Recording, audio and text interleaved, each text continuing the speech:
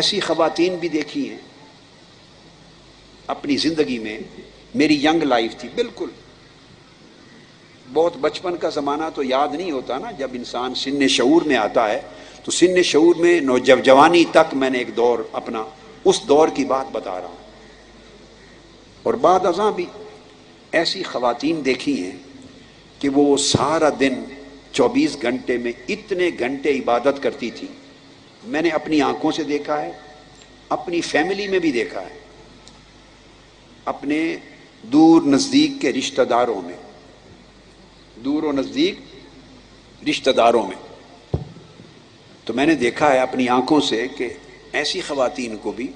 کہ اتنی عبادت گزار تھی. مثلا اگر میں کسی کے گھر گیا، طویل عرصہ رہا، اعزا اقارب کا گھر ہے، تو کبھی ایک رات بھی ایسی میں نے زندگی میں نہیں دیکھی جب تک میں جاتا تھا کہ میں تہجد کے لیے اٹھا ہوں. تو مثلا میں اگر بات کر رہا ہوں تو کسی کی کوئی میرے اٹھنے کے بعد اٹھا ہو،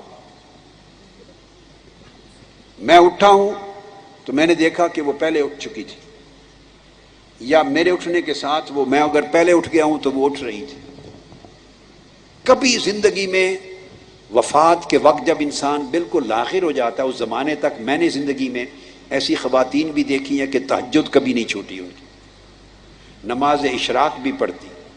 نماز دہا بھی پڑھتی، صلاۃ الاوابین بھی پڑھتی، نوافل کی کوئی نماز نہیں چھوڑتی تھی، تسبیحات کرتی، قرآن مجید کے کئی پارے روز کی تلاوت کرتی، درود پاک پڑھتی. اتنی کثرت سے عبادت کرتے میں نے کئی خواتین کو دیکھا ہے کہ وہ عبادت کا اگر حساب لگایا جائے، اگر عبادتوں سے کوئی ولی بنتا، کیا نفلی عبادتوں سے ولی بنتا، تو یقیناً ایسی خواتین میں نے دیکھی کہ وہ ولی اللہ بنائی جاتی، ولی اللہ ہوتی.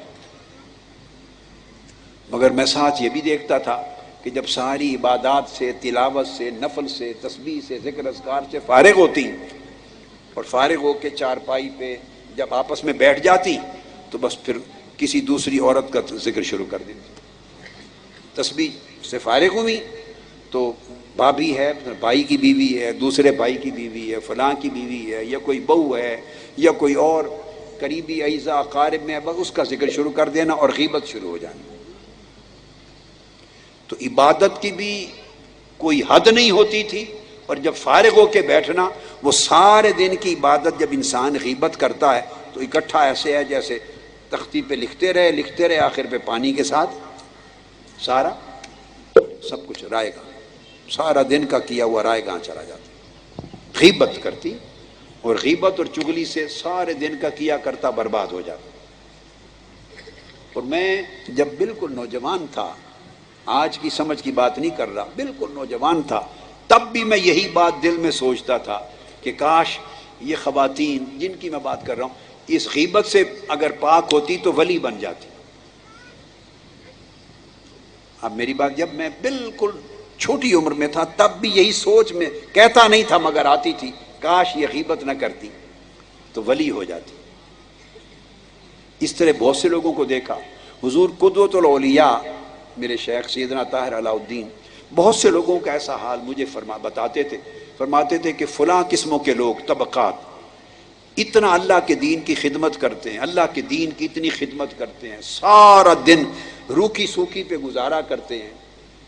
پنجگانہ نماز کی امامت کرواتے ہیں مسجدوں میں، یا عبادات کرواتے ہیں، یا خط درس دیتے ہیں، قرآن کا درس، حدیث کا درس، بچوں کو قرآن پڑھانا، راہ ہدایت پہ لگانا، گھرانوں کو سنوارنا، اتنی خدمت دین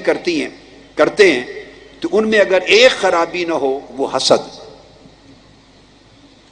تو یہ سارے علماء، خطبہ، اولیاء بن جائیں، مگر سارا کچھ کر کے دوسرے کو برداشت نہیں کرتے، کسی دوسرے کو برداشت نہیں کرتے. خود پسندی ہے، حقد ہے، حسد ہے، یہ ساری نیکیوں کو برباد کر دیتا. اس طرح میری بہنیں اور بیٹیاں دھیان سے سنیں، جتنے کام آپ کرتی ہیں، اور یہ سارے کام ایسے ہیں کہ ایک ایک کام کتاب علیین میں، جنتیوں کی کتاب میں سنہرے حروف سے لکھا جائے گا. اگر ہم ان کاموں کو، نیکیوں کو، عبادتوں کو برقرار رکھیں، ایک عمل ہم ایسا کرتے ہیں، غیبت اور چغلی، آپس میں بیٹھے تو کسی کی بات چھیڑ دی، تجھ کو پرائی کیا پڑی، اپنی نبیڑ تو، یعنی ہر کوئی آپ میں سے، ہم میں سے ٹھیکیدار بن جاتا ہے، دوسرے کے کریکٹر پر، دوسرے کے مزاج پر، دوسرے کی شخصیت پر، دوسرے کے رویے پر، دوسرے کی نیت پر، جو اللہ جانتا ہے۔ ہر شخص اپنا حق سمجھتا ہے اس پہ کمنٹ کرنا۔